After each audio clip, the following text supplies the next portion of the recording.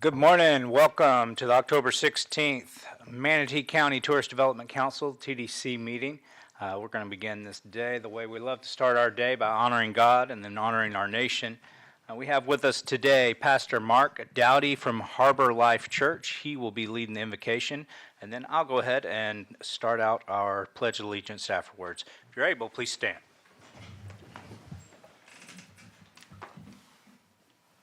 Let's pray. Heavenly Father, we are grateful this morning, Lord, to be able to live in a country free like this, Lord, and here in Florida, beautiful city in Bradenton. And God, we just are so thankful for how you've blessed us, given us all such great things. And this morning, Lord, as we open up this meeting, we honor you, Lord. We recognize who you are, Lord. You're the God of the universe. And so, God, we ask that this morning that your will in heaven would be done here on earth. And God, pray for this group of people here, Lord, as they make decisions that are to better our area and our county and our city. God, I pray that you would help them, give them all the guidance they need, bring unity here. We pray, Lord, that you would continue to bless us and help us. In your name, amen. Amen. I pledge allegiance to the flag of the United States of America and to the republic for which it stands, one nation, under God, indivisible, with liberty and justice for all. Thank you for being here, Pastor.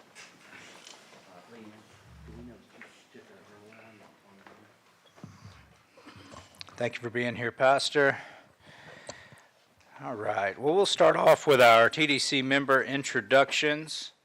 And then, well, I'll start off with Elliot, and then you can do the elected officials now, or if you prefer, I can do them after we go through the TDC members. Thank you, Mr. Chair. Commissioner Kirshner's here with the City of Holmes Beach. Commissioner, thanks for being here, Commissioner. And Commissioner Ray Turner is here as well. Glad to see you here, sir, as well. I'm Elliot Felchoni, Tourism Director for Manatee County. I'm David Wick. Norma Kennedy, interested citizen. James Satcher, County Commissioner. Shirley Groover Bryant, Mayor of Palmetto. Mayor Gene Brown, City of Bradenton. Ed Childs, business owner. Eric Aaron, Cedar Cove Resort, and around. Jitan Patel, Holiday Inn South Square, Bradenton Airport. All right. Well, welcome, everyone. Glad you're here this morning. Number one on our agenda is going to be approval of the meeting minutes from August 21st. I would need a motion for that unless there's some discussion. Motion to approve. Second. Got a motion from David Wick. I've got a second from Mayor Bryant. Any discussion from the members? Any comment from the public? All right. All those in favor say aye. Aye. All those opposed say no. Chair votes aye. Passes unanimous. Number two on our agenda, public comment, although I do have a habit of going to public comment after each item. Nevertheless, if you're here and you'd like to bring up an item, especially if you'd love to see it on a future agenda for the TDC, this would be a great time. But in general, if you see something on the agenda today that you'd like to speak about, this will be the time as well, so we'll open it up for public comment. All right, seeing none. Number three on our agenda is, we're moving right along. We get to make breakfast before Chick-fil-A stops serving biscuits. All right, number three, Holmes Beach Multimodal follow-up.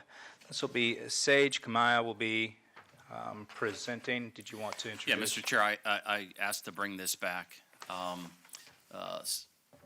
I think Commissioner Kirshner may have a couple comments, if you both can go to lectern. And then Saji was given some questions last meeting that he wasn't able to answer. So he's coming back to answer the questions, give a visual of the design, and then at that point, we're asking for a recommendation from the TDC. Thank you. Thank you, Elliot. Good morning, Chair, Council members, others.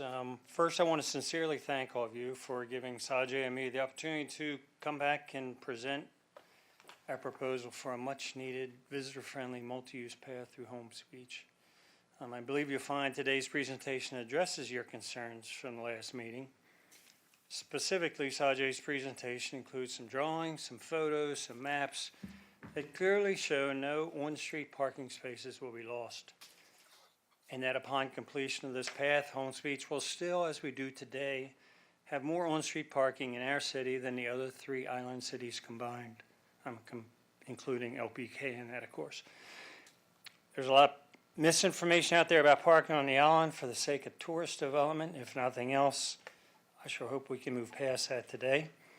As you know, Holmes Beach is not only the largest municipal contributor of TDC money, we contribute twice the next largest city, but by far we're the smallest recipient of funds. In fact, inception date, we've received, I think it's $141,200, less than 10% of the next smallest amount received. That was Parish. Very, very fortunately, there have been no more pedestrian or bicyclist fatalities since I spoke to you last, but we're just getting into tourist season, and our skinny little sidewalk and bike paths are getting more crowded every day. I'm confident that you'll give our proposal the consideration it deserves. Thank you in advance. And with that, here's Sajay, our Superintendent of Public Works, and our City Engineer. Thanks very much. Morning, Commissioner, council members. Thank you for the opportunity to chat with you again. I've got a slideshow that has a whole bunch of slides in it, and I won't spend a lot of time on every one of them because I know that a lot of them are repeats, but I wanted to make sure that you had the complete background for it, and definitely do not want to stand in the way of Chick-fil-A. I like Chick-fil-A biscuits myself, so I'm in favor of that. So just moving right along, wanted to just get right to the point. These were the questions, comments that we heard last time we were here, and wanted to give responses to them. So I'll read through them real quick. What we heard was one, a written understanding that the path will not result in parking loss. Assurances that no loss of parking for businesses. Desire for more detail. We'll go into that a little bit more this morning. Question about requests for future funding, desire to see the entire project completed. So our responses are: our proposed path will not remove any parking spaces. That is not the plan, that is not the desire, and hopefully I'll be able to show that to you in a little bit. Future phases do not remove parking spaces. Even the future going forward phases do not remove parking. We will be seeking other funding sources as well, not just from the TDC. And there may be a request for additional funding for future phases. It just depends on what other funding we're able to get and how far we get along with what we have currently proposed. And then there's more details on future slides. So this one shouldn't, there's no changes to this slide here. We had talked about this a little bit last time. Wanted to give kind of the overall look of the program. The green is existing paths. The blue is what we want to add. So just quick recap on that. Overall, citywide, we want to have a program that improves safety. We want to be consistent with the MPO's Destination Zero, which is no fatality, no injury is acceptable. That's not a good thing. We've had several in the past couple of years, which we do not want to repeat. Folks on bicycles, folks walking. So we want to be able to create an environment that makes it as safe as possible for vulnerable users. And so that is the point of adding paths throughout. Also, as I understand, some of the requirements for TDC funds is to ensure there's some additional connections, and then I'll get to some slides later about educational components. Wanted to make sure that in addition to safety, that there's all these beach accesses along the coast, and the program is to be able to connect those to walking paths throughout the city. And so big program picture is to connect those. As an example, there's a picture in the lower left corner of this slide that kind of shows what those paths could look like. We're doing a lot of those now, pervious brick pavers, so we aren't contributing to water quality issues, that we're treating the water in addition to just adding pervious, or in addition to adding impervious areas, we're adding pervious areas that will allow the water to be treated. But then a connection to all things throughout the city. So again, overall program goal, connecting city field, playgrounds, that kind of thing, through paths to beach access points. Some of the educational signage that we are proposing is to add signage that talks about the environment as well as activities that we have available. And again, I understand this is a TDC requirement. This wasn't a big question last time, so I'll just keep going unless there's questions, just in the interest of Chick-fil-A. TDC required items as well, natural environment education, kind of nature center kiosk is proposed to be up in our park over off of 63rd, and there's a picture of what it currently looks like today on the right-hand side. So what does all that mean? Overall program budget estimate. So this is doing all the slides that we just talked about, all of the proposed blue paths, everything that we just were talking about in those slides. $2.4 million, and it's budget level estimate. So some of the items we had a little more detail, and so you get a few more pennies behind them. But this is an estimate of what we think it would cost to do the entire program that we just mentioned. For this morning, the ask, though, is Phase 1 to a tune of about $1.1 million, and I'll get into that detail in just a minute.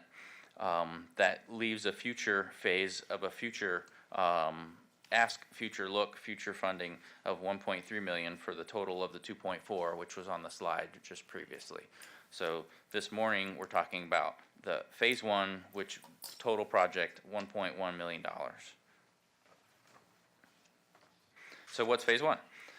Phase 1 is connecting, I'll say, existing paths through Marina, Gulf Drive, and on 65th Street, and I'll get into that a little bit more detail as we go. But on this slide, there's a lot going on, but the green line basically is existing. So to the north, there's already an 8-foot path that goes all the way to the city of Anna Maria. So we would like to connect that on Marina Drive, that's the yellow highlight area, to the existing path that we have in City Center. And part of that we've already started, and I'll show a picture of that too, just because we had some construction that was underway, and so we want to take advantage of contractors that are already mobilized. So we've already taken it upon ourselves to do that, because we wanted to make sure we succeed with that. Off to the right, Phase 1 also includes Education Center signage, Seabird Life, Pelican Line Entanglement, Islands for Clean Water, Dock Fishing Pier, all things that TDC funds should support, is my understanding. Then continuing kind of to the left of that paper, so the yellow lines are paths. So connecting the path on Marina Drive, the 2 green is existing. The proposal for this Phase 1 is connecting that on Marina Drive, adding a path on 65th Street to Gulf Drive, and then adding a path on Gulf Drive that then connects us all the way back down to City Center on the south side. So basically currently creating a grid right there in the center to connect the existing paths on Marina to beach access on the west side through the neighborhood, so that we have beach access connection, but then multimodal connection through a grid that kind of brings you to and connects to City Center in the middle there. One of the things that was kind of mentioned before is that the FDOT is looking at a complete streets project on Gulf Drive. I believe it's getting advertised pretty soon, but there's no construction funding yet. It's just looking at a PD&E project ahead of time. And talking to the District 1 secretary, he liked this idea of putting in paths that continued the same thought of the complete streets idea that they're working on. And one of the concerns that folks often have, FDOT folks often have with putting in too much work ahead of time, is that you feed the idea for a PD&E instead of just letting the study determine what should go in there. And he said that he didn't think that that was an issue with us doing a path ahead of time in here, because it fits with the overall idea of complete streets, of giving the whole street the opportunity for all users to use the street, not just cars.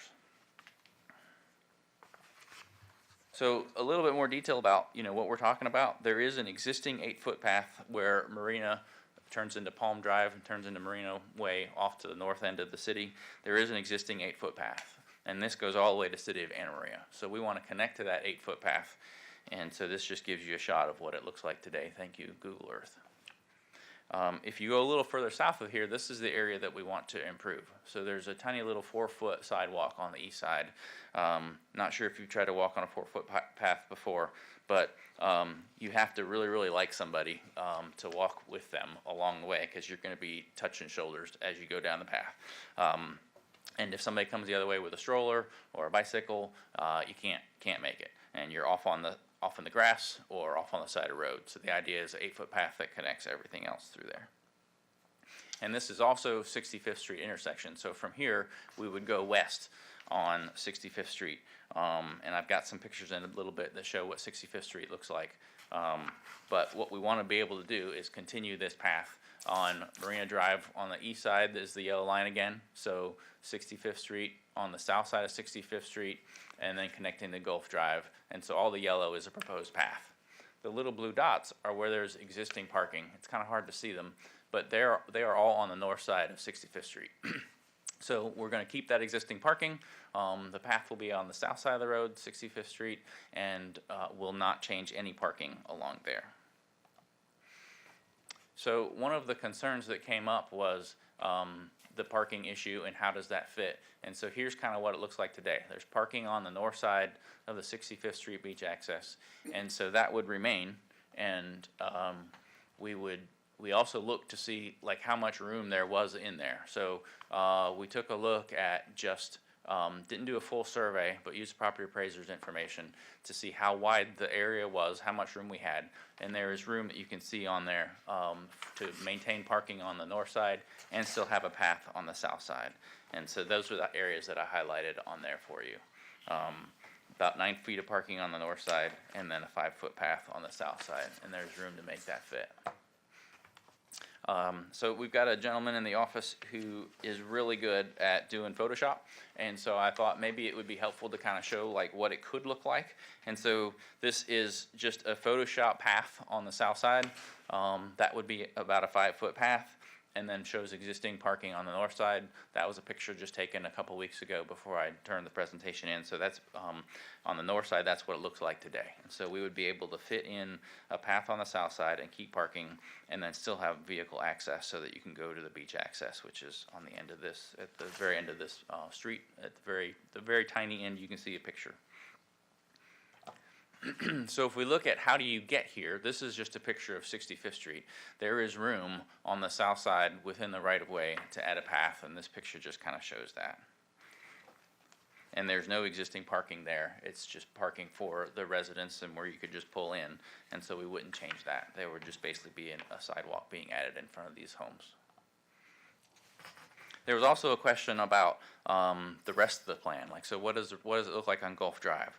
We did some conceptual engineering work. So these are just a few screenshots. I know it's engineerese and it's kind of hard to read, but wanted you to kind of see the point that we did start to take a look at this, and we have a full set of documents if you want to see those exactly in more detail. But I wanted to highlight just that this shows, this is 65th Street, where it hits on Gulf Drive, and if you go on the bottom of the screen, that's heading west on the beach access, and we would put a path on the east side of Gulf Drive. And so this shows that there's room to put an 8-foot path on the east side of Gulf Drive, and pretty much this is the case for most of Gulf Drive. We can keep it on the east side, and this is just another screenshot that shows that we want to maintain that.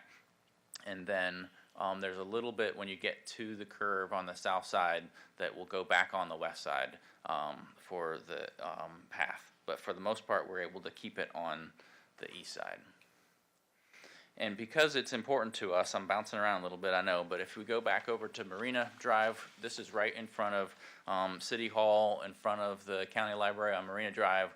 We had a stormwater infiltration project where we're adding in infiltration rocks to treat the water before it goes out into the bay. And we had this project already on the books along Marina Drive. And while the contractor was there, we asked them to add in sidewalk, basically an 8-foot path outside of that infiltration, so it doesn't hurt the infiltration, but it expands that sidewalk. There was a small 4-foot and 5-foot sidewalk there. We asked him while he was there to keep going, and we used city funds to say, hey, let's make sure we take care of that while we're out there, and we don't have to mobilize a contractor again. So these are things that we're wanting to do going forward, and so this is just, I want to just give you that example to show kind of some of the things that we want to do and take advantage of the work while we're out there. So the breakdown for this phase 1 project is listed on this slide, and essentially the total project costs are in the middle there for $1.1 million. City of Holmes Beach is proposing that we would cover about $400,000 of that, continuing design and continuing looking at the multi-use path on Gulf Drive, a portion of that. And so the request, the TDC request, is $733,948,000 to help us continue to add paths so that we can improve safety and help keep vulnerable users safe and off the road and give them access to beaches and city infrastructure of where they're traveling now. And a lot of times they're having to just walk in the street, and this will help keep them out of the street and in a safe place. That concludes my presentation.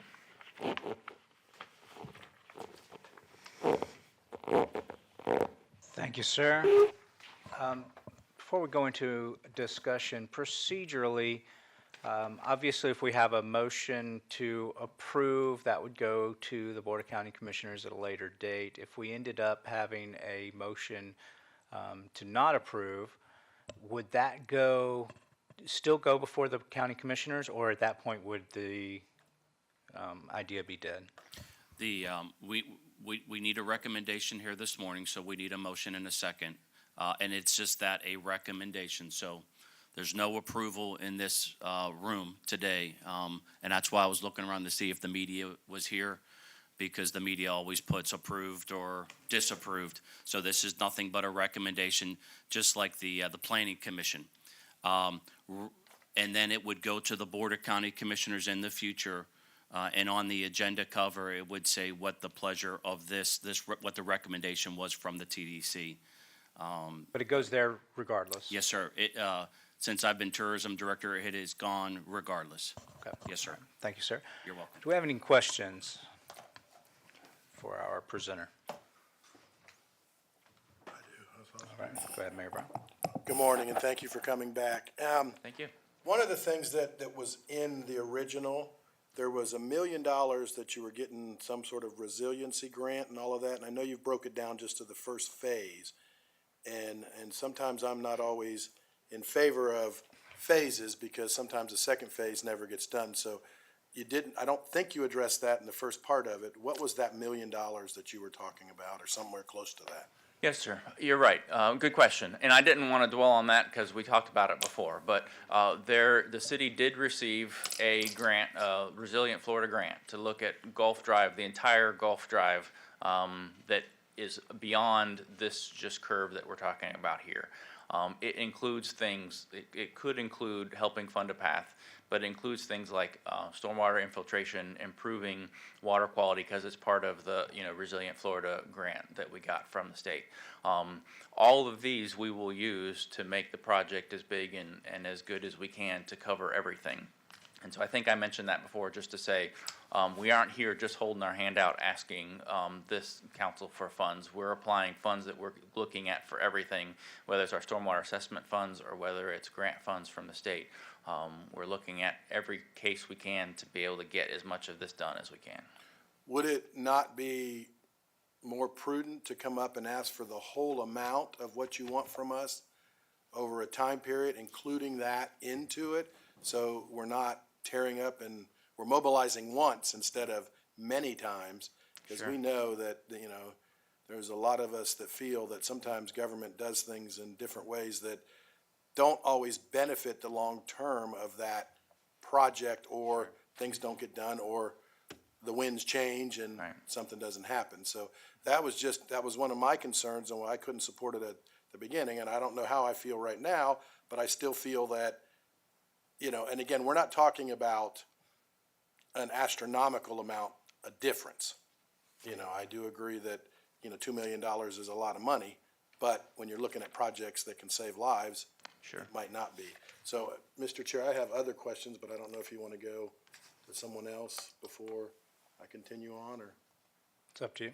Okay, so let me just ask the one that we can do, and it may be more to the commissioner, because it's an elected question more than anything, that we have worked hard on this TDC to make sure that we have other modes of transportation, one of them being a water taxi that's coming in very soon from different landing points.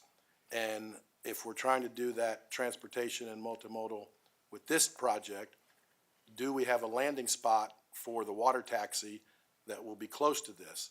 That, because I know I don't believe there's one in Holmes Beach yet, which I think it's very important for the whole community to be able to go from all of our cities. And we are even now getting questions from our sisters to the south in Sarasota that want to have a landing point.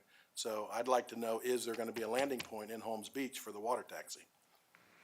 I would defer to the commissioner or the mayor on however that would work. I'm As the trying mayor, to, trying mayor to under the get weather, this- or, we haven't seen her at these meetings. I was She, hoping I know she'd she was be- out of town. Okay. I but- was hoping she'd be here today because, Sure. you know, it's important. Not to say anything you didn't just say, Sajay. I'm going to speak for myself first and then what I understand about the mayor's position. I'd love to see the shuttle have a nice landing spot in the city of Holmes Beach, right? We don't have any piers, unlike our sister cities. So the only way it would work right now that I know of would be where the boats dock. And I don't know if you've driven by there on a weekend. Right now, they're fighting each other for parking spaces. And so there'd have to be a substantial amount of work done to that, to the boat landing.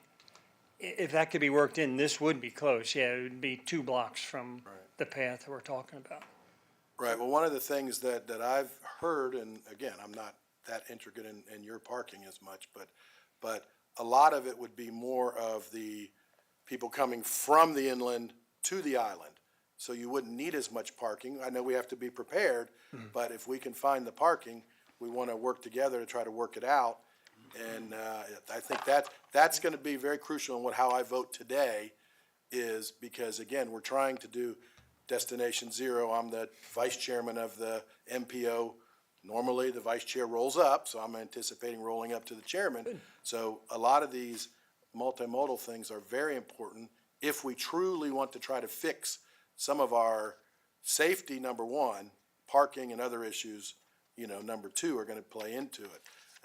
So that, to me, is a very crucial part of working together with the water taxi, because again, that's to get people onto the island without getting them in a car. Yeah. So, I agree. And again, I can't speak for the city. I've just not had a conversation with the mayor about that. That's how I feel.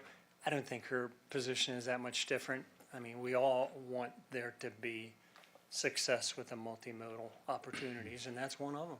okay, and then the last question, Elliot, you look like you wanted to say something. No, I just, I think you were referencing Kingfish Boat Ramp. Yep. It's constant chaos there, so don't know. We've been out there with engineers and property management. It would be a long road to hoe to put a water ferry into there because it needs an exclusive spot. I would say is what we'd like to look at, and I can't pinpoint where might there be a private sector partnership within your city that can accommodate the water ferry.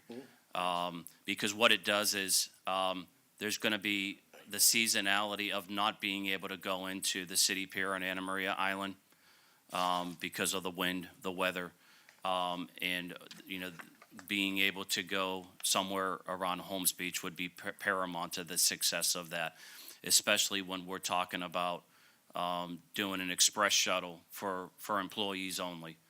That would leave downtown Bradenton at a certain time, 5 days a week. You have 100 people and get out there, and then it would leave a certain time at the end of the day. So we would just want to work with you on that.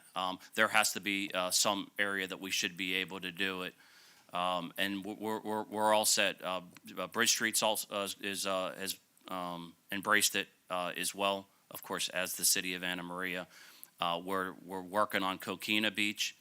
That'll be a lot of the locals that are coming from the mainland that'll go there for day trips. And then I've had informal conversations with the town of Longboat Key, and then informal conversations, like the Mayor Brown said, with the city of Sarasota and Sarasota County. So we're just looking for an all-in municipality mindset because there's a big investment here from Manatee County government. And as you agree, Commissioner, it's a huge first step. If we all want to enhance multimodal transportation, that's one good step to doing it. So, thank you. Yeah, and just to follow up, if it's all right, Mr. Chair. And I think you heard what Elliot said about if you had 100 cars off the road from employees that were willing to do it, they're not going to be, you're not going to have any parking issues with those 100 employees. So I think that, and again, we got to start somewhere. Does the 100 turn into 200? because they can get out there without having to worry about it and then get home. It's gotta work. You know, we gotta see it working to make, and I think that'll grow. But the final question is, looking at some of your pictures, are the bicycles gonna be off the street and on the sidewalk, or are the bicycles still gonna be in that suicide lane right next to the road? So I will need to defer to our law enforcement friends to say how they would enforce that. But as far as use, cyclists could use the path, and then cyclists can use the roadway. You know, as an engineer, I know that a statute allows for cyclists on the road, and when they're on the road, they're treated as a vehicle. So I don't think that this could keep them off of the road, but likewise, I don't think that it could keep them off of the sidewalk either. So the point of multi-use path is that it's multi-use. So I envision those who are not professional riders, mom, pop, kids using the multi-use path. And those who want to be in the road then can stay in the road. Because everything we've seen with Destination Zero, and I've been at several FDOT meetings where they show the pictures of the people on the path. little 4-foot path right next to the Doesn't work. cars. It's just not Yeah. doesn't safe. work. Agreed. Yes, All sir. right. Thank you, Mr. Chair. Thank you, sir. Any other questions? Go ahead, Mr. Patel. So, question on where we are changing the multimodal transportation part from east to west side of the Gulf Drive. Where is the connector? I didn't see the connector on the drawings somewhere. Yeah, and I probably didn't have that in the clip. I mean, we've got like 12 pages, 24 by 36, so it wasn't in there. There are multiple existing crossings now. We're going to put in RRFBs, and then we would also add a crossing with this project specifically. So rectangular rapid flashing beacons, you know, where you push the button and they start flashing on you. We're going to add those with this project as well.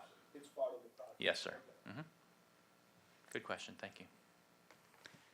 Any other questions for the presenter, for our engineer? Yeah, I just want to share the mayor's concern about the water taxi. I mean, this is something we've been working on for a long time. It is finally starting to happen. This is going to be phase one, and to be successful, we're going to have to stay behind it, and we're going to have the cooperation of the island cities to make that work. And there needs to be a landing spot in Holmes Beach. So that's something that I'm very concerned about. I think the idea and the concept of this is great. We need to get people out of their cars. We see it every day. I know when I go to work in the morning, I live up on the north end of Anna Maria, and it's not far to where my office is at Sandbar, but coming down through the north end and onto Pine Avenue, you got to get yourself in a mindset that you're not in a rush. Because of the strollers and the bikes and the kids and everybody that may be jutting out into the street. And so we need to do everything we can to make sure that we've got a safe environment. But that intermodal transportation, water taxi is a very, very big part of that. So I would have liked to hear a little bit more about that today. I know the mainsail area there in that marina, I would think would be a possibility. I don't know if there's been any conversations there. I'd like to hear about it if there has, Commissioner, because I think that's very important to the whole concept of this. Thank you. Sir? Yeah, I think, you know, Mayor Brown, you brought up some good points, because, I mean, I think we had a whole project ready and funded from not just the county, but I believe we had grants moving, state money, regarding Kingfish. So, but then there was a problem with permits. Couldn't get permits to do the project from the city of Holmes Beach. And it's, you know, almost like they didn't want it to be better or more accessible or more usable or even safer. So, anyway, good discussion here. Any discussion amongst the board that we want to have with each other? Thank you, sir, for coming here today. Mine isn't really a direct question, it's kind of an indirect question. ahead, Mayor But Bryant. I know several years ago, we applied for, well, twice, we applied for a build grant in conjunction with Charlie Hunsicker and his department. and it wasn't awarded to us. I think Miami wound up getting it. But I'm just wondering, is that still in the works? Because is it possible that any of that would apply to this as well? Or could you or perhaps Commissioner Satcher? Yeah, the county would have to reapply for that Tiger grant. But you I'm don't not know if sure- they I'm are. not sure that the timeframe, once you apply, when that might be, that's federal. Mm-hmm. I know Congressman Buchanan was an ambassador of that the last go-around. We're talking 2018, maybe when the county applied for that. It is something that the county should look at, because it was a 7-mile stretch from Coquina to North Anna Maria Island.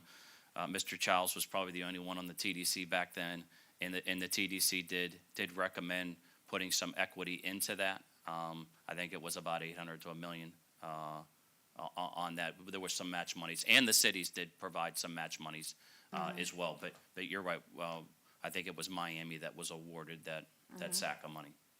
Yeah, so I just wondered, like bringing it in as another component, if that's feasible, and where it is. Saji and I talked, and he came to my office, was, making sure that whatever they do with multimodal trails, that it connects to what City of Anna Maria is doing north of that. So it's all integrated. And I'm not sure, going into Bradenton Beach, there's limited land there as well, but we don't need these little one-offs, and then there's that disconnection, and then people go out in the streets, and hence the safety problem. Mr. Chair, follow up to that question and what Mr. Falcione just said about the one-off in the whole island project. Was that Tiger grant for the whole island? Yes, sir. Basically? It was. Because I was out there this weekend purposely driving and really looking, and when you turn to go north off of Cortez Road Bridge, it is dangerous right there. I mean, Yeah. people are literally walking on the road, and, Especially on that west side. right, and I mean, that intersection there with that light and doing that, and again, I've said it since day one, I'd like to see the whole project, because I just, I would be more palatable to support a bigger project, and I think right now, some of those Tiger grants, I don't want to say are easier, but they might be something more palatable to get, because if you just start a little bit, and then you got to come back and start picking, and again, we're not talking about a huge amount of money here if it was the whole project, Right.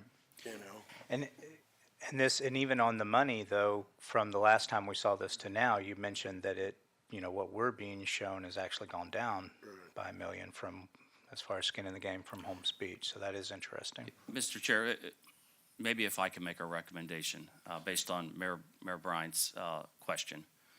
And Saji's worked hard on this, and I appreciate you coming all the way to see me. Saji wanted to get it right the second time. My suggestion is you all either make a recommendation this morning. And I should have had more information on the Tiger grant, because I talked about it, whether it was the last meeting or the meeting before. I could quickly go and find out about, can we apply for another Tiger grant, and what that entails, and what the timeline is. Now, to be quite candid, there's a lot of competition for that Tiger grant. We all knew that going into it. So let's be cognizant of that. And you can have me bring that back in December, and then you all make a recommendation. Or you make a recommendation today and say, Elliot, go find out about the Tiger grant. And before it goes to the Board of the County Commissioners, whatever y'all recommend, then maybe we look at potential funding before the board approves any kind of, or even disapproves. I think we need to kind of run something concurrently, like turning over every rock to make sure that we're being good stewards with public money. And then also, I'd like to get with the mayor and turn over every rock and say, can we, and this isn't leverage here, we're looking for a partnership with all the municipalities to turn over every rock, so I can come back in December and say, we found a location that'll work for Holmes Beach for this water ferry that we all believe is vital to enhancing multimodal transportation. So I just threw out a lot of different options there. I saw heads going like this about, Elliot, go find out more about the Tiger grant. Y'all don't need to make a recommendation. I got a commissioner here that can tell me to go find out more about the Tiger Grant. And we would still have to probably come back and recommend some match monies anyway. Federal government, you could be sitting here July 1 of next year before we know if we get awarded that, depending on if we've missed the application process. I just threw a lot out there, so I'm here to answer any questions, but I'm just trying to turn over rocks because y'all are trying to be good stewards here of a recommendation. Thank you, Elliot. Any more discussion on this? And do we have go ahead. I'd like to recommend as county engineers work with the city engineers to figure out how we're gonna accommodate all these multimodal transportations to make sure that we get it right, everything is done in a one phase and go from there. Okay. I think if it's to look into other sources, I don't know that we need a recommendation to that because Elliot's, already moving on that, sounds like, or ready to move on that. The question is just whether, if I understand the procedure correctly, this will go before the BOCC, the Board of County Commissioners, and we just need to, either we'll have a motion to recommend, the funding out of the TDC, or no one will make a recommendation to do that today. Or I guess someone could make a motion and it could fail. That'd be the same in effect. So I don't know that I need a motion, though, for you to go look for other. Correct. Okay. Yes, sir. Okay. I feel good that Charlie Bishop will agree.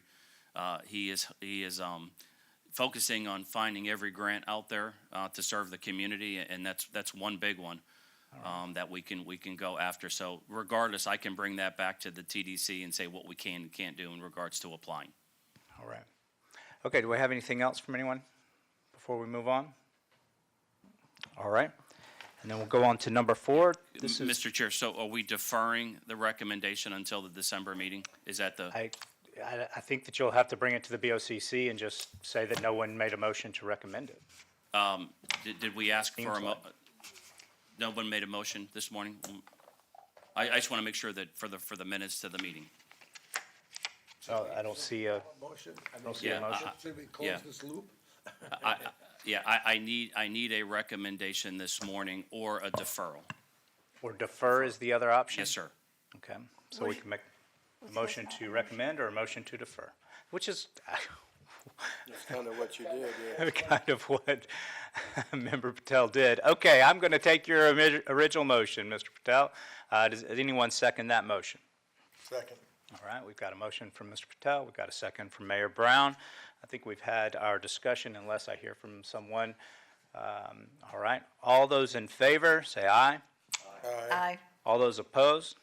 Chair votes aye, passes unanimously. Thanks, Mr. Chair. And Leanne, you have you understand the motion. You can watch the tape, obviously. Okay, sorry for that confusion. Thank you. That's really important. No worries. All right. Number 4 on our agenda, the Bishop Museum of Science and Nature update. We should have Andrew Sandall, CEO, to make a presentation for us. Would you like to introduce him? Yeah, I would. Andrew and I spent a little bit of time up in Pittsburgh. Gosh, was it a month ago? It seems like 10 years ago, doesn't it, Andrew? And he has come on to be the executive director of the Bishop Museum, CEO, executive director, and getting to spend some time with him out of town. I tell you what, this community is fond of Jim. He's doing an unbelievable job. He has great relationships in other parts of Florida and beyond. And I'm just excited to introduce him to the TDC. Remember, y'all put some money into the expansion renovation. Museums are really, really important to our visitation, specifically in the urban core and East County. So welcome, Andrew. Really appreciate you being here. And good morning. Good morning, everyone. Thank you very much for inviting me to come and speak to you and introduce myself. I'm feeling good, only 6-7 months into the job now, how fast I've progressed to that introduction from Elliot, from my first 3 months where I was that British dude, to Yes, everybody he yeah. mentioned me to. So thank you for the kind words there. I just wanted to give you a little update on what we've got going on at the museum. I was brought in back in March. I've got a lot of experience in museums. I've worked in museums for over 32 years now, both sides of the Atlantic, and I've been 15 years in Florida, working in Daytona Beach and in Orlando. Have worked with the State Museum Association. I'm back on their board again per their last meeting they had. So really, after a few years of a bit of turbulence at the Bishop Museum and coming out of the pandemic, they asked me to come in and help bring some stability, bring some ideas, some vision, and there's some exciting times ahead. So I wanted to give you a little update on some of the things we have going on. 2022, the museum had over 95,000 visitors come through it, which is fantastic for a museum of that size. We are already on track to break that this year and should hit over 100,000 visitors coming through the museum. Now, that doesn't include people who attend weddings, private events, parties, or anything like that. So those numbers probably put us up into the 120s, 130s, are coming downtown and taking part in activities at the Bishop. To put that in context, when other museums and across the whole sector, they're still hitting probably 60, 70, perhaps up to 80% of pre-pandemic attendance levels. These are our highest numbers in the last 15 years. So we're already way past where we were before the pandemic, which is absolutely fantastic for us. One of the focuses I've got with the museum coming in, and I realized very quickly, is our education programming. It's the core and the backbone of what museums do and what we provide for our communities. I was very lucky and very happy that I was able to bring a former colleague down to be our new director of learning. She was a resident of New Jersey for over 50 years, had lived in the same house for 30 years with her husband. It took a weekend trip to see the museum and to visit the area, and they packed up their lives because they were so excited about living in this community and coming to the Bishop. So she is doing absolutely fantastic work right now.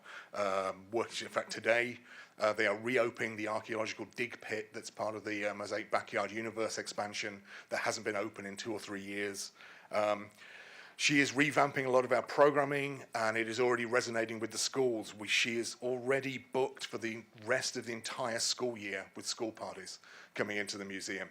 Another focus we're having a look at, because we're constantly looking at how our audience is evolving, and we got evidence really of how important this was. We did a back-to-school event up at UTC, at the mall there, and I would say 2/3 of the questions we were asked were about, do we do anything for homeschoolers?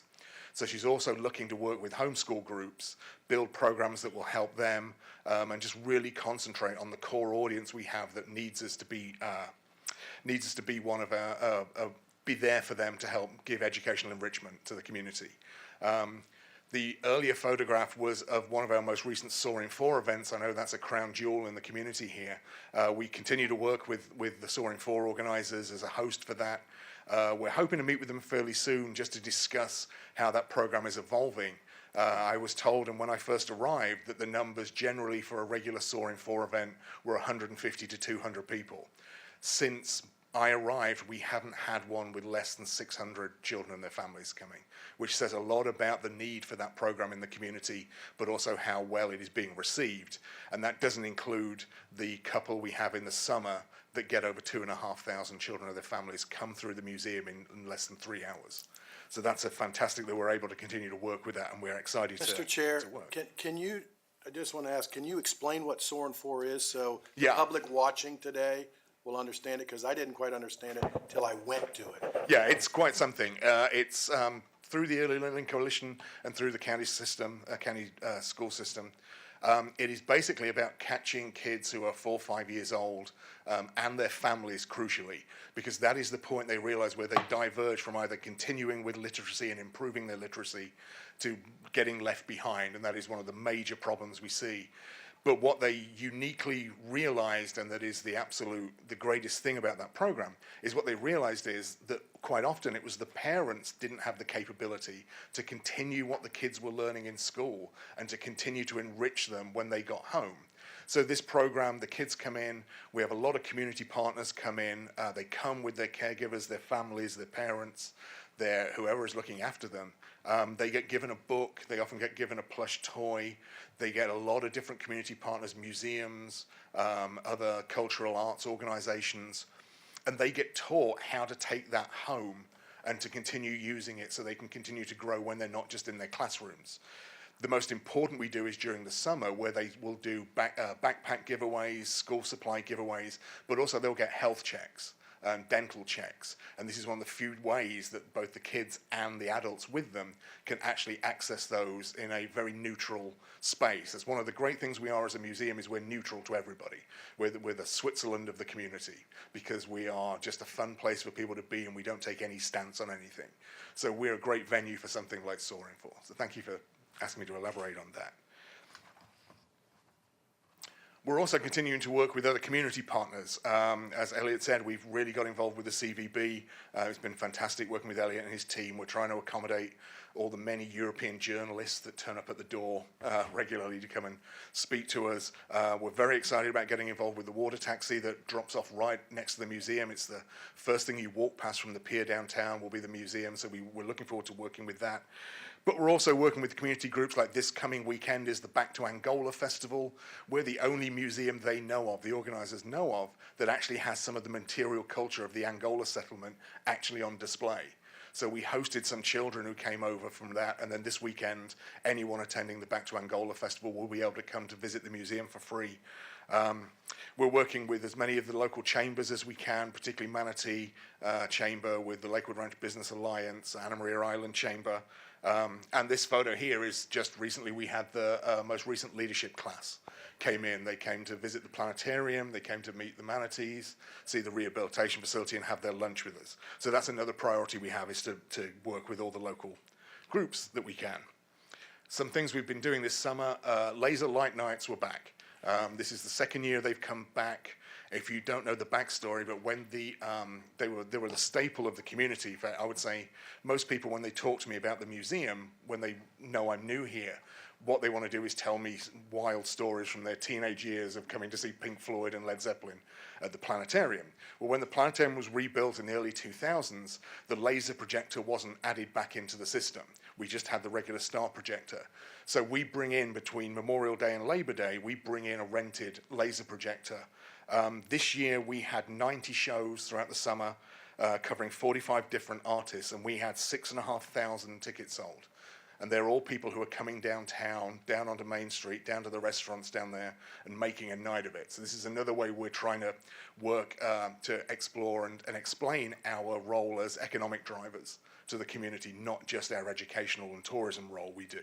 I'm happy to say we've already signed the contract for next year. It will be back Memorial Day to Labor Day, and tickets will go on sale for that in early 2024, probably May 24. So that will be back next year. We just recently opened our new exhibit, Threads, Technology and Innovations and Community Connections.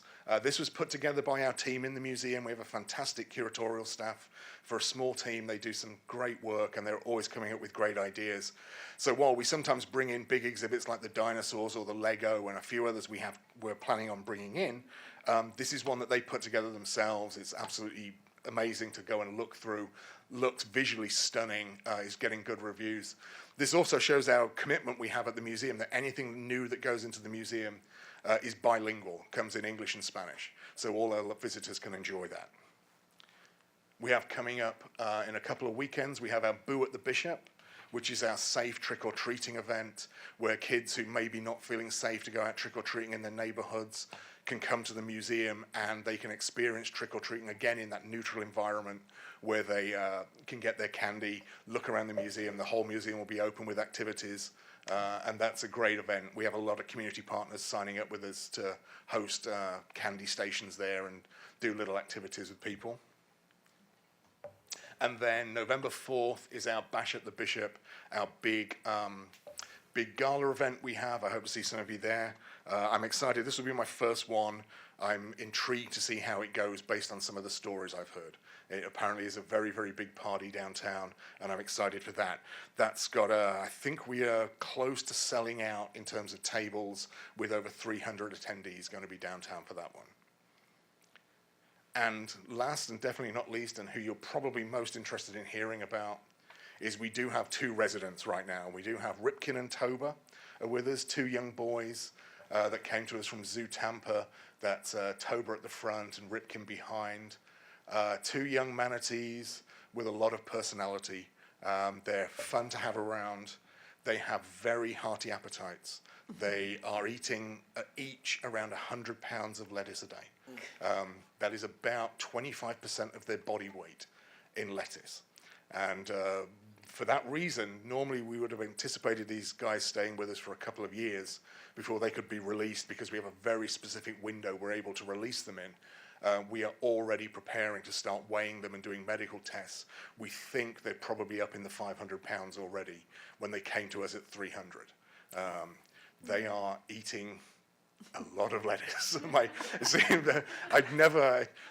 doing some talks to people about, like, what is the difference working at the Bishop versus other museums? And it was, well, I've never signed so many checks to lettuce providers before than I did at this job. But they're great kids. They're really fun to come and see. And of course, once we can rehabilitate them, which is always the goal, to get them back out into the rivers and into the bay, we will then prepare the space and bring in the next 2 or 3 manatees that will be able to work and rehabilitate. So lots going on. It's really, I've hit the ground running there, and I just want to thank you all for your support financially and in terms of helping us working through the CVB, getting the word about what we're doing. It's been absolutely wonderful to see the way the community comes together for the Bishop. As I say, I've worked in museums a long time and worked across museums in Florida for a long time, and this really is something special we have going on here. And I will just say on a personal note, as somebody who's a bit of a nomad and has lived in lots of different places, the welcome I've received personally and professionally here is unlike anything I've ever seen. So thank you all for the community you've built here, and just the way it's been welcoming has been breathtaking. So I'm very pleased to be here and see what we can achieve. All right. Thank you, Andrew. It's Thanks, Andrew. a Appreciate great it. place to work, live, work, and play in a very friendly city. Do we have any questions for Mr. Sandoval? Anyone? You covered everything, although I'm sure you've already done this, but I think Publix is missing out. That'd be a great thing to sponsor, a lot of advertising to sponsor the lettuce for the manatees. But thank you so much for being here. I appreciate it. Thank you so much. And then number 5, we've got our SRQ update. Mark Stuckey, the Executive Vice President and Chief of Staff at the Sarasota-Bradenton International Airport, is with us here today. Good Go ahead, morning. sir. Good morning, Commissioner, mayors, council members. Thank you for having me here this morning. Put together a little presentation to give you an update on the airport and what's going on. Try to get over here every few months to kind of update you because we have so many projects happening right now. But we'll go through the slideshow real quick. So we'll go to I got the controller. Here we go. So we'll start with the airline destination and growth. I think a lot of you have seen what's happened over the last few years. Since 2019, SRQ is the most recovered airport in the U.S. Based on 2023, and that's for the top 100 airports in the United States, with 186% recovery, which is pretty amazing. The second one was Bozeman, third one was Asheville, so on. So this was us in 2018. We had 6 airlines, 12 nonstop destinations, and then as of today, we have 11 airlines and 54 nonstop destinations. Our newest destination will start on November 2nd, and that'll be Wilmington, Delaware. That's the latest one we've added. So we've seen quite a bit of growth. I think out of the 54 nonstops, we've probably added close to 60. We've only lost a handful of all of the flights that we've incentivized to come to our airport. And I think some of those that we've lost will return.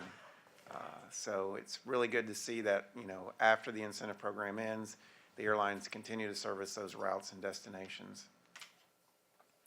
Passenger growth, 2023 year-to-date is at 14% over 2022. We just put out the September passenger numbers this morning. We were up 21% over last year, for September of last year. Last 12-month activity shows us at 4,249,760 passengers. Our goal is to try to hit that 4.3 million passenger mark by the end of the calendar year. So we're heading there. We think we'll be pretty close to that number. Just a few statistics. Last year, the calendar year, we were only at 3.8 million, so we expect to go from 3.8 to 4.3. Since 2020, that's a 211% increase. And then 2021, we had a 22%. And then, let's see, in 2022, we had 2 new airlines added last year, Velo and Breeze Airways. 7 new and existing routes were added, and they're listed there. And then in 2023, 5 new and existing routes were added. So we continue to grow pretty rapidly, which has required a lot of construction. And I'll go through some of the construction projects. The first hurdle we had was the fueling. We only had 90,000 gallons of fuel storage. So we added 3 100,000 gallon tanks. So now we're at 390,000 gallons of fuel storage. So we are in really good shape fuel-wise. We probably won't need to add another tank right away, but we are looking, as planning on it in the next few years. The security checkpoint was only 4 lanes in 2018, and now we're up to 6 lanes, and that's relieved the congestion. If any of you have flown out of our airport in the last year, I'm sure you didn't wait more than 5 minutes in line. It's been really fantastic to not see any lines at the checkpoint. So having the extra screening lanes and having a new screening company doing the screening has really made a huge difference. And then the latest completed project was our new cell phone lot.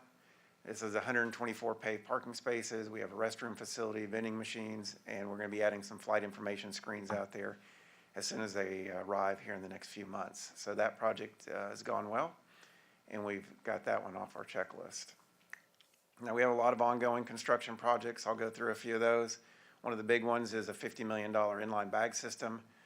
This basically takes all the bags from the ticket counter into the back through the checked bag machines. They check them for explosives.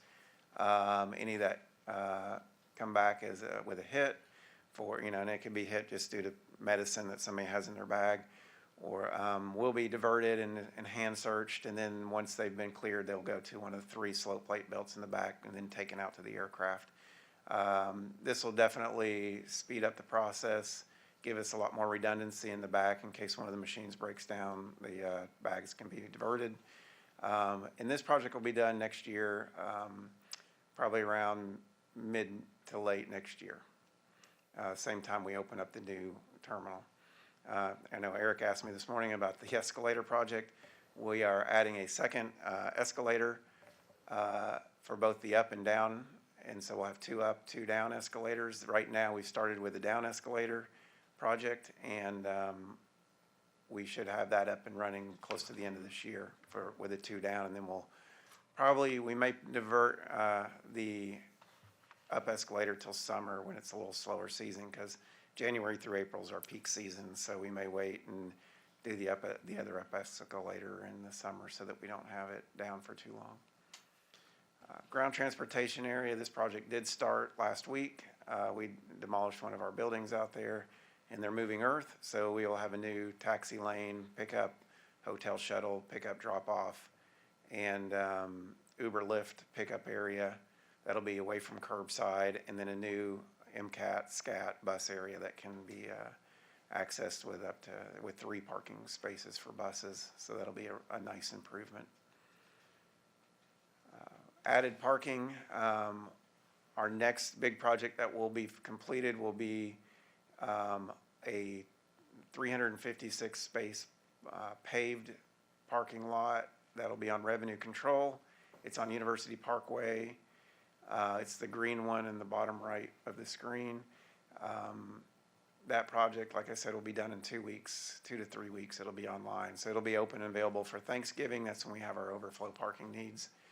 We have like a park and shuttle lot up near Dolphin Aviation that's under construction now. That'll add 560 spaces, and that'll be done before Christmas. So we'll make it'll also have revenue control on it. So right now a lot of you have flown out of our airport. You've seen the parking's one of the big issues. Long term fills up, and then we divert everybody to the shade, and lot, and then once that fills, we go to Lot A, and then once that fills like it did on Friday, we go to Lot B, and then soon we'll be going to Lot D, which will open in a few weeks. So we're still working. Once we get all these parking lots open and running, it'll give us the opportunity to build our parking garage. We're doing a study right now for a parking garage, and we're trying to finalize the location. It'll be for not just vehicle passenger parking, but for rental cars as well. So we're finalizing the location and how that'll work. In addition to, when I say we have parking issue problems, it's not just vehicle parking problems and rental car parking problems, but it's employee parking problems and aircraft parking problems. So we have 4 parking issues. The employee parking lot is being expanded into the blue area, and so that project's underway as well. And the apron expansion to park 3 additional aircraft on the air carrier ramp is also underway. So that started about a month ago. The East Commercial Apron expansion is complete. You can see the new area is highlighted there in kind of a purplish color. And that will support the new ground-based terminal with 5 gates that we're building right now. This is the ground boarding terminal. I didn't get a picture in here. I should have. I got a really good picture the other day, and I wasn't able to get it into the presentation in time. But the steel structure for this building is completed. It's 100% up. They're currently putting the roof on it. They expect to have it completely enclosed before Christmas. So it's moving along quickly. The estimated time of completion will be December of next year. Right now, they're still on schedule to have it open at that time. That'll add 5 additional boarding gates. Allegiant Air has signed a memorandum of agreement to move to this terminal. So they'll be vacating 3 of the loading bridges on Concourse B and moving their flights to this terminal. And we expect once they move over there in January 2025, that we will start to see an uptick in additional routes and destinations, because it'll not only give them an additional 2 gates to operate from to add more flights and destinations, but it'll also free up 3 loading bridges, which carriers like Southwest Airlines and American and Delta, who have a need for additional gates, will be able to add additional gates and add more service. So we're very excited to get this open as quickly as possible. This is kind of how our gate layout will be once it's open. We'll continue to have the 13 loading bridges and gates on Concourse B, but in the separate ground-based terminal where Allegiant will operate, there'll be a screening checkpoint and its own screening, 4-lane screening checkpoint, and 5 gates down there. And that's where they'll operate from. Once that project's complete, we're currently doing an environmental assessment to add the next section of what we call Concourse A that will bridge the checkpoint, expand the checkpoint, and bridge it to the ground-based terminal. And it'll allow us to add some additional loading bridges and expand our parking of aircraft to a total of 21 gates. So that'll be the next phase once we get this complete. And we'll definitely be in need of that. I think shortly after we get this new terminal open, I think we'll reach full capacity rather quickly. A new observation area. This is a project we're doing jointly with Manatee County. We're very excited about that. This is out to bid right now. We expect to, we did extend the bid deadline because we needed to give the bidders a little extra time. So I expect, I think the bid due date's in December sometime now, and we'll bring it to our board in January. And then we'll work with Manatee County to fund it on a 50-50 basis. So this will be a huge improvement for what's out there on 15th Street East right now. And people will be able to, let's see, I think I have another picture here. It'll have a shade structure, a playground with an air traffic control tower and an aircraft. And we'll have parking, and we'll pipe in the air traffic control tower radio so people can listen to the aircraft taking off and landing, talking with the air traffic controllers. And we'll have a history display of the airport out there, and I think this will be a great improvement. I think everybody's looking forward to this project being completed. So that kind of wraps it up of everything that's going on, well, most of the bigger projects anyway. I'll just say one other thing. We're continue to work closely with Bradenton Area CVB, Elliot, and Ann Watine and her group to try to get more nonstop flights and service. We are quite full right now with our gates, but there is room to add some specific routes and destinations that we really think are important to our community. We've been looking, we recently did a focus group study in Los Angeles and San Francisco because we're looking at getting that transcontinental service. And we're speaking with a current airline right now on that. I think it can be done. We're excited about trying to get that service. We still have room for a lot more domestic service. I think that will come once we get the new terminal open. But when our peak month is March, and a lot of the airlines base their schedules off being able to operate during the peak months of March and April.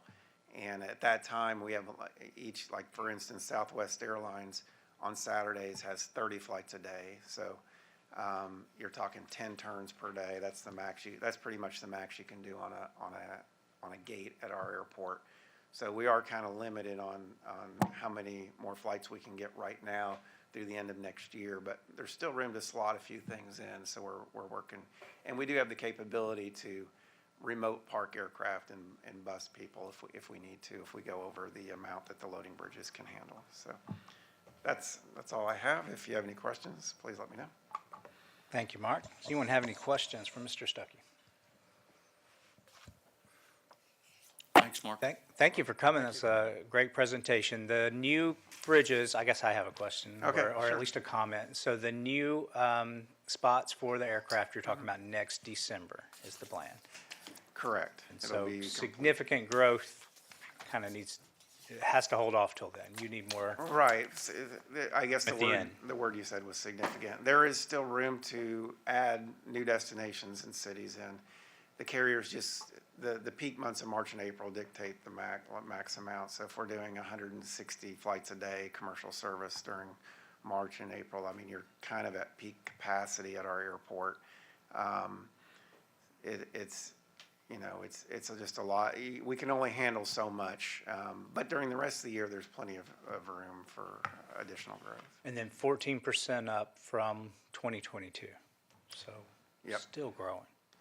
It's amazing, it really is, and so we're continuing trying to make sure we have all able to handle the amount of passengers, and we've been able to do that. One other project that we're doing, we're looking at expanding our concessions, which I know is a big thing for a lot of people. So there is we put an RFP out on the street. I'm on the selection committee, so there's like a cone of silence because we can't really talk about the actual process right now, other than we are in the process of selecting new concessionaires. So I think we had 4 different groups apply. And there's some really great restaurant and products that are going to be coming in, coffee, restaurant, bars, that we're looking at, that brings in a little bit of the local flavor. So we're really, really excited about that, and we're in the process of finalizing that. So I think that'll be a real win for the airport. All right. Sounds like Commissioner, I there's think lots of wins out there. That's the great. blessing is, I'm sure you've all been to SRQ recently, and to see that wing being added is surreal. Mark and I have hung out at that airport for like 30 years, so it's really exciting. But the blessing is a lot of the airlines are waiting for delivery of new jets. So it buys us time to get that construction done, and that delivery should be, give or take, right around that time period when those 5 ground level gates will be open. So, but we're out there maintaining a lot of initiative because there's a lot of competition out there. And so we do have somewhat of a aggressive kind of mindset, especially when you're talking going nonstop out west. It's a game changer for a region like this. Thanks, right. Mark. I like the way you phrased that. The blessing. We're seeing it. So thank you so much, Per. Shave that beard before the next meeting, please. I would just respectfully decline. Sorry, Mark. Mr. Chair. Apologize for that. Number 6, we got our State of Tourism update, and this will be Miss Ann Watine. Good morning, everybody. My name's Ann Watine. I'm with Research Data Services. And I'm here to talk to you about what happened in August and where we are for the fiscal year to date, which is almost over. So August, we saw visitors down by 2%. And I want to put this in context. In 2019, we were at 46,000. And these are visitors staying in commercial lodging that they are paying for, hotels, motels, condominiums, vacation rentals. So these are overnight commercial lodging visitors. So down 2%. End of the month was impacted by Hurricane Idalia and the uncertainty involving that. And the important thing is that even though visitors are down very slightly, economic impact is flat. So the visitors who came are on a per capita basis, leaving more money and more economic impact in the destination. And looking back to 2019, we were at 39 million, so now we're at 54, almost $55 million of economic impact for August, which is our transition month to shoulder with kids going back to school. So this is where we switch from our family visitors of summer to our couple visitors of fall. So in terms of occupancy and average daily rate, occupancy was down slightly, matching that visitation down, but up over 2019. We saw rate increases of 4.2% in terms of our average daily rate, which is up 23% over 2019. So still a RevPAR increase.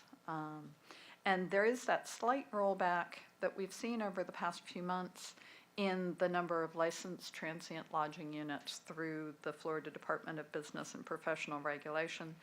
But we are 12% up over where we were in 2019 in terms of the inventory of commercial lodging units to sell, which means that we need to have more visitors in order to maintain occupancy because of more units out there. So where visitors are coming from, we have Florida basically flat, and I can't emphasize enough how remarkable that is. In 2019, that number from Florida was 19,000. So now we're 33,000, and we've maintained it. It bubbled up as promotions were directed more locally during the height of COVID, and those visitors who came, as Elliot is very fond of saying, once they discover the destination, they come back, and those numbers show that more than anything else. So we're 75% up over where we were in 2019 in terms of visitors kind of from the local Florida drive markets. One of the numbers that I found to be the best news is for most of this year, we've been seeing a slight decrease in the number of European visitors over 2022. Because in 2022, as the doors reopened, we had that first influx of people who were so eager to come and visit, the pent-up demand from Europe. And it spiked more than domestic demand did. So, and then sort of slacked off a bit. So now we're seeing it starting to pick up, and we're seeing it starting to pick up as we're getting into the traditional European visitation time. So I found that number to be very, very encouraging. So 4% up over last year, 5.6% up over last year. We're still at about half of where we were in 2019, so there's still room for growth in that market. Opportunity markets, which are essentially markets west of the Mississippi, and the big growth areas we're seeing are Texas in particular. So we're seeing growth still there and growth over 2019 out of those markets. So the reason visitors are down slightly, but room nights are about flat, is we had a slightly smaller party size and a longer length of stay. That longer length of stay is a very good thing, but it means that as properties turn over less often, fewer visitors with the same number of room nights. So in terms of fiscal year to date, we are up 1.3%, and that doesn't sound like a lot because we've been talking about double-digit increases for so long. But remember, that's 1.3% on top of all those double-digit increases that we've been talking about for so long. So in 2019, we were at 711,000, and now we're just under 1 million visitors staying in commercial lodging, with 1 month left to go of the fiscal year. And our economic impact up 6.4% over last year and 57% over 2019. So Mark already gave you these numbers. In fact, he gave you the sneak peek of September. So I will go through this. This shows what he said kind of visually. And a little bit of comparison over other Florida airports. As we were looking at all of these numbers, something that jumped out at me was that in 2019, St. Pete Clearwater Airport was higher than Sarasota Bradenton Airport was. Sarasota Bradenton Airport was just under 2 million. Pinellas was over. Now, in 2022 or 2023 to date, Sarasota Bradenton SRQ is 70% higher than St. Pete Clearwater in terms of number of passengers going through. So if you see, St. Pete Clearwater was down in August, where SRQ was still up double digits. Punta Gorda was down, RSW was down. So Tampa was up, and SRQ was up in terms of the airports here locally.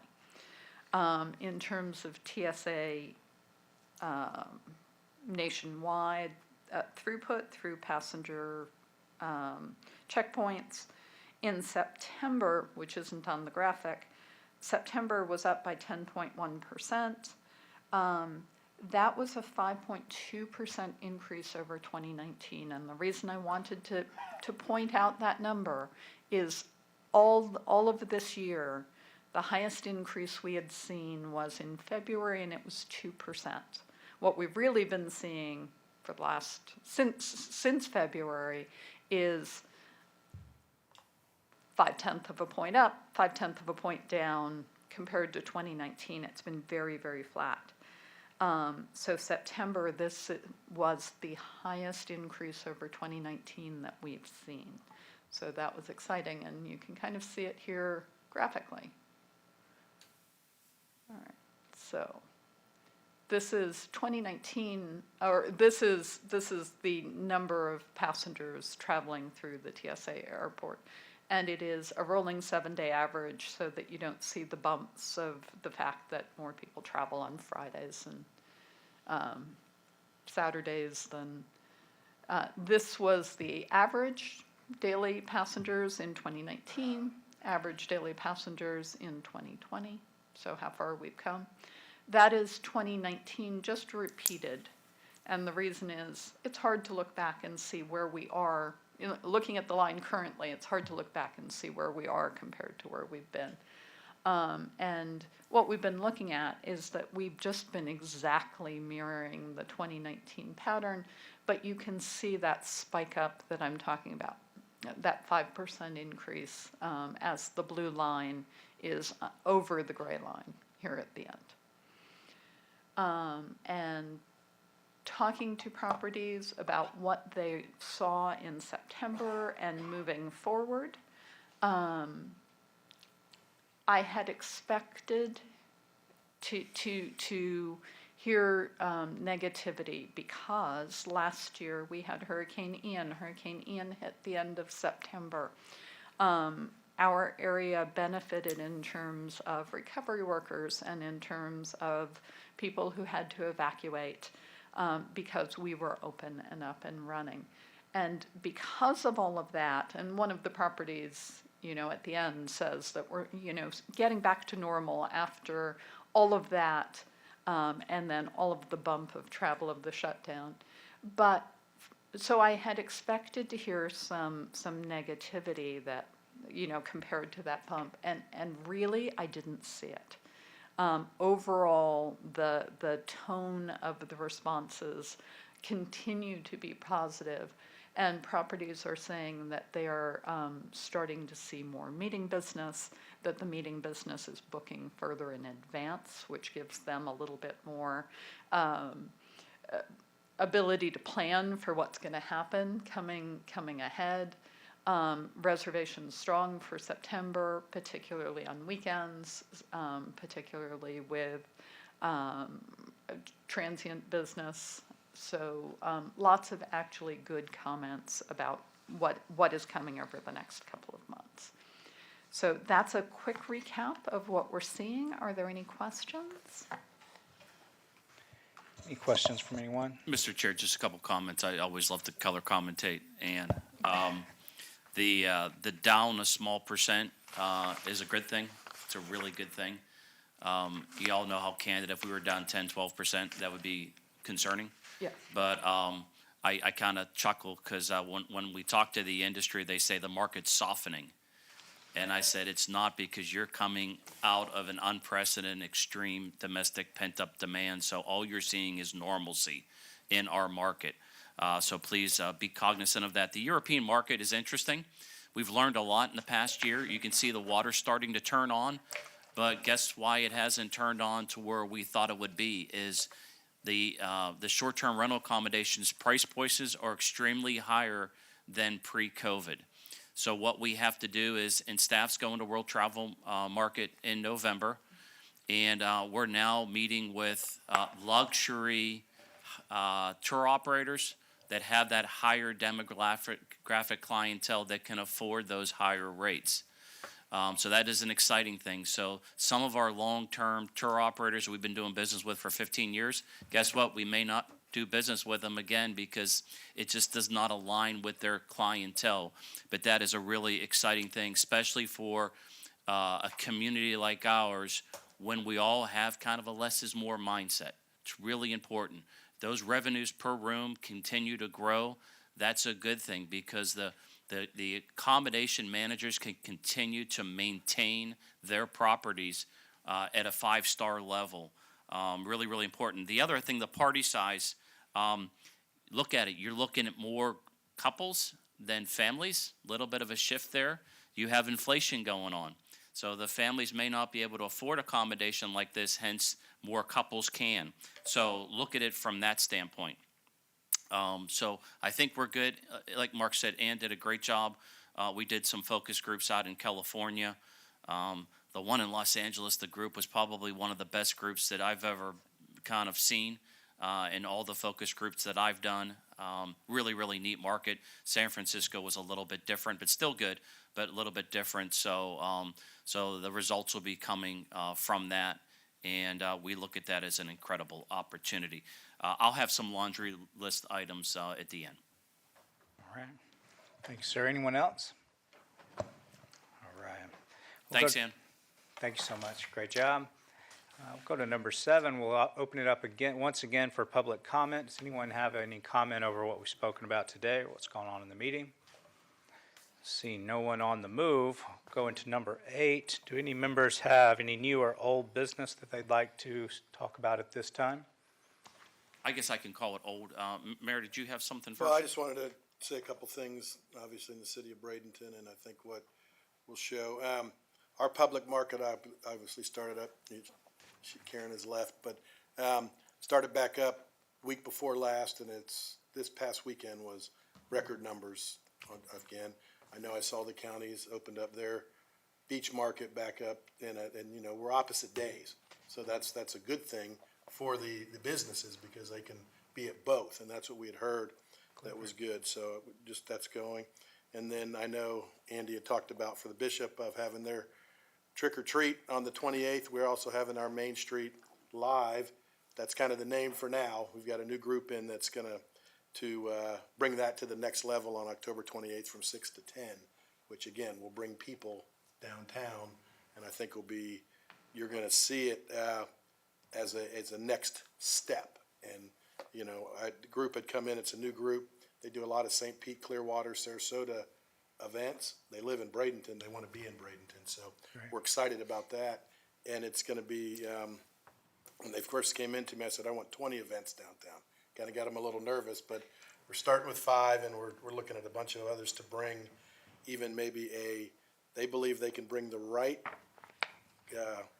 group in to fill Lecom Stadium for an event, you know, so we're working on that and really promote the downtown, and with what we're changing with City Park, which we know about, and all of that stuff, so. Just wanted to give a little bit update on that, and it plays into everything. That's exciting to hear the hard work and persistence paying off. You've been doing a great job staying on that, on getting things revitalized and moving. Anyone else? Mr. Chair, if I can just, a couple comments, kind of piggybacks off of Mayor Braun. We started our new fiscal year October 1, so we're now into a new 2-year budget. Thank you, commissioners, for approving that. And imagine what's going on here. And please, let me preface, I'm a very little piece of the puzzle. I'm just riding the train. But you look at what's going on in SRQ. The TDC and the Board of County Commissioners play a big part of that success. When you're building all that capital and still will remain debt-free, that doesn't happen very often. Exciting. Go over to the convention center. It's kind of shock and awe. We no longer have a north parking lot. Mayor Braun experienced that yesterday. Hang in there with us, community. We have an alternate parking spot, so we'll continue to polish that up, because we don't want to close the convention center for a year and a half. Where's the community going to have an event? So staff's working hard to serve the community while going through progress. The city park, you all unanimously recommended that. That's going to the board on October 24th. That gives the urban core an opportunity to drive more revenues around Pirates and Marauder season. Exciting stuff. Premier Sports Campus has now started the capital improvements. 400 more parking spots. The permanent frame tent is getting ready to go in. And then the multi-purpose rooms. Huge, because we're answering the call from our customers, the enhancements they need to continue to bring that $50 million in, mainly to the mainland. The Florida Railroad, I don't want to be remiss, because y'all have put equity into the Florida Railroad Museum, been working with Commissioner Satcher. We have to continue to look for ways to cluster attractions in that corridor. Because with the convention center, the clientele is going to have 2 options. They're either going to come to the urban core, downtown Palmetto, Bradenton, or they're going to go out Parish, because they're going to want to go to that little outlet mall that's the biggest on the west coast of Florida. And to be able to enjoy attraction like the Florida Railroad Museum and hopefully more, we need to cluster these attractions that make them know that they can spend a whole half a day or a day in that location. So stay tuned. We're working hard on that. I can almost promise you, as much as I pick on Andrew as the British dude, I believe in my heart he wouldn't be sitting here today if the TDC didn't partner with the Bishop Museum to put grant dollars in to expand it and renovate it. It created an attraction that caught us a great guy like that who's just bringing a lot to the table. Water taxi. You should be getting an invite sometime in the month of November for a familiarization tour. They are fabricating the ramps for all the piers as we speak. All the cities involved have been really working hard to get this done, so we're really close. Stay tuned and look for that invite. We'd love to have you all on that familiarization tour. And then finally, for those of you who don't know, my counterpart, Virginia Haley, retired. We had a party. She had a party about 2 weeks ago. 24 years of service at Visit Sarasota. So we're really happy for her. They've replaced her with Erin Duggan. Some of you have known Erin. Erin and I have known each other for 25-plus years. She actually worked for the United Way in Bradenton in another life. So the good news is we know the philosophies that she has, and her philosophies align with me and Mark's philosophies related into how we work with the airlines. So it's a great hire, and it makes it easy for us that we don't need to educate somebody new that's not from the area about what we do, why we do, when we do it. So, Commissioner, that's my little laundry list update, and it's great seeing everybody. All right. Yes, Mayor Bryant. We were talking about Main Street. Palmetto, our CRA, has been awarded the Main Street program, and that's going to be working in conjunction with the business owners and so forth in that area, and also preparing for when they do the multimodal project down 10th Avenue. So this last weekend, we had one of our local storefronts that took it upon themselves. They wanted to try out doing something a little further down the street, and I think it was very, very successful, and most of the people that helped on it were members of the Main Street program.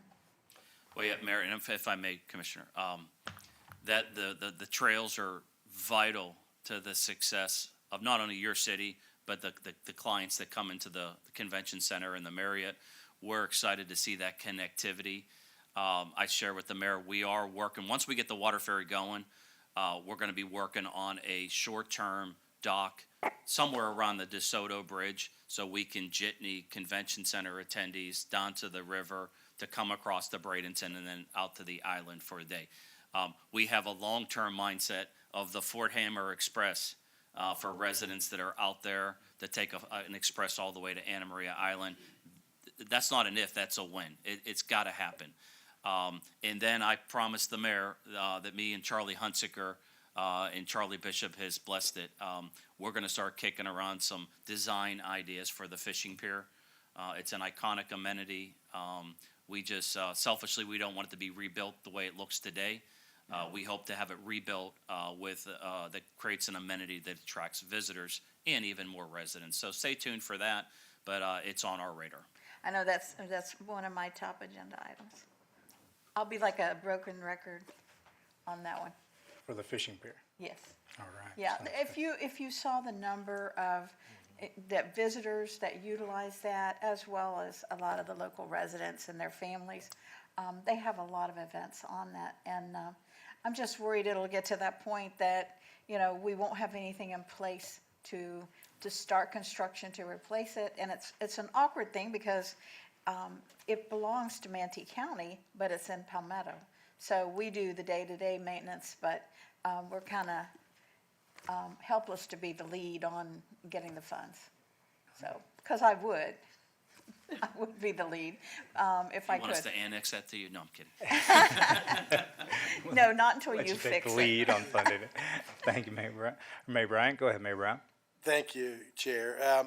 Elliot had mentioned that I experienced the parking yesterday at the convention center, but it was a great event there. Obviously, it was our granddaughter's cheerleading competition, and it was the most people I've seen there in a long, long time.